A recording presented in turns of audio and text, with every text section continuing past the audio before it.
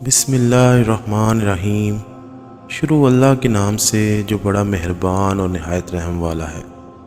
अस्सलामु अलैकुम वरहमतुल्लाहि वबरकातुहू। रूह निकलने का वक़्त यानी आलम नज़र कुरान करीम में अल्लाह ताला बयान फरमाते हैं, जब रूह सारे बदन से खींचकर हंसनी में आकर अटक जाएगी और लोग कहेंगे कि है कोई झाड़ फूंक करने वाला, कोई दवा दारू करने वाला। हालांकि मरने वाला तो समझ जाता है कि अब जुदाई का वक़्त आ गया है। रूह निकलने की शिद्दत के बायस उसकी पिंडली दूसरी पिंडली से लिपट रही होती है। यही तो अपने रब से मुलाकात का वक़्त, जब रूह निकलकर गले तक पहुंच जाती है और तुम मरने वाले को अपनी आंखों से मरता देख रहे होते हो। उस वक़्त हम तुमसे ज़्यादा उसके नज़दीक होते हैं, मगर तुम देख नहीं सकते। अगर तुम अपने कौल में सच्चे हो कि तुम्हें जज़ा और सज़ा कुछ नहीं मिलने वाली, तो तुम उसकी रूह को पलटा क्यों नहीं देते। काश तुम देख सको कि जब ज़ालिम मौत की सख्तियों में मुब्तला होते हैं और फरिश्ते अज़ाब के लिए अपने हाथ बढ़ाते हुए कहते हैं कि लाओ निकालो अपनी जानें। रहमतुल आलमीन सल्लल्लाहु अलैहि वसल्लम मौत के इस इंतहाई हौलनाक मरहले से निमटने का नहायत आसान नुस्खा बयान फरमाया है। बेशक सदका खुदा के गज़ब को ठंडा करता है और बुरी मौत से बचाता है। और अल्लाह ताला फरमाता है, और हैरात करो इस माल में से जो हमने तुम्हें अता किया, उससे पहले कि तुम में से किसी को मौत आए तो उस वक़्त कहने लगे कि ऐ मेरे परवरदिगार, तूने मुझे थोड़ी सी और मोहलत क्यों ना दी, ताकि मैं हैरात कर लेता और नेक लोगों में दाखिल हो जाता। और जब किसी की मौत आ जाती है तो अल्लाह उसको हरगिज़ मोहलत नहीं देता, और जो कुछ तुम करते हो अल्लाह उससे खबरदार है। और नसीहत करते रहो, क्योंकि नसीहत ईमान लाने वाले को फ़ायदा देती है।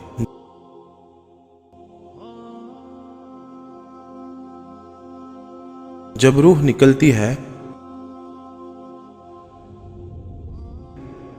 रूह निकलती है तो इंसान का मुंह खुल जाता है। होंठ किसी भी कीमत पर आपस में चिपके हुए रह नहीं सकते। रूह पैर को खींचती हुई ऊपर की तरफ आती है। जब फेफड़ों और दिल तक रूह खींच ली जाती है और इंसान सांस एक ही तरफ यानी बाहर ही चलने लगती है। ये वो वक्त होता है जब चंद लम्हों में इंसान शैतान और फरिश्तों को दुनिया में अपने सामने देखता है। एक तरफ इब्लीस उसके कान में कुछ मशवरे देता है, तो दूसरी तरफ उसकी ज़ुबान उसके अमल के मुताबिक कुछ अल्फाज अदा करना चाहती है। अगर इंसान नेक हो तो उसका दिमाग उसकी ज़ुबान को कलमा शहादत की हिदायत देता है।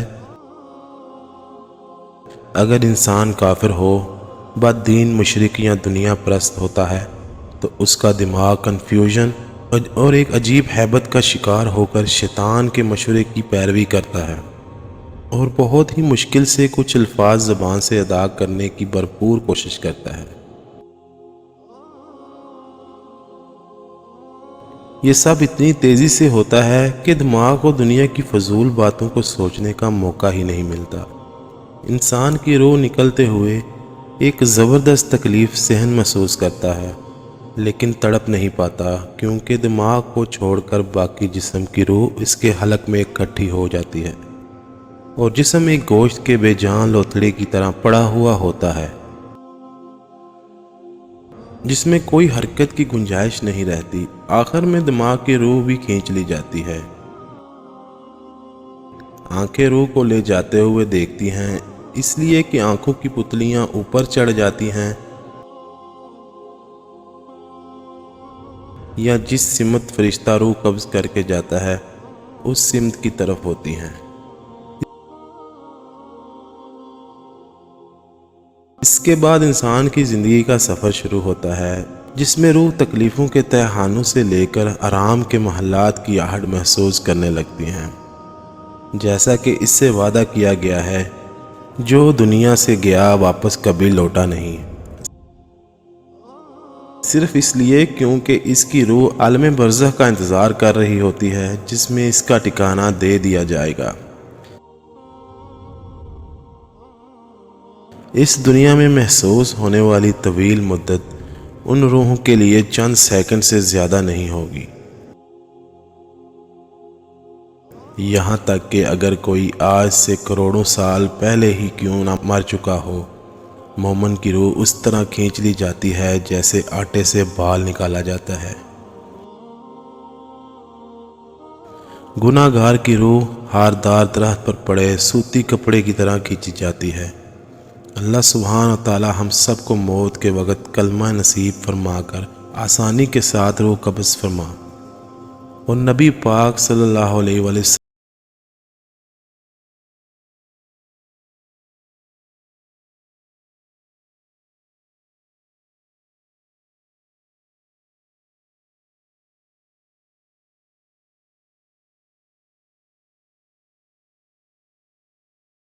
آج کی ویڈیو آپ کو اچھی لگی ہو تو پلیز ہمارے چینل کو لازمی سبسکرائب کریں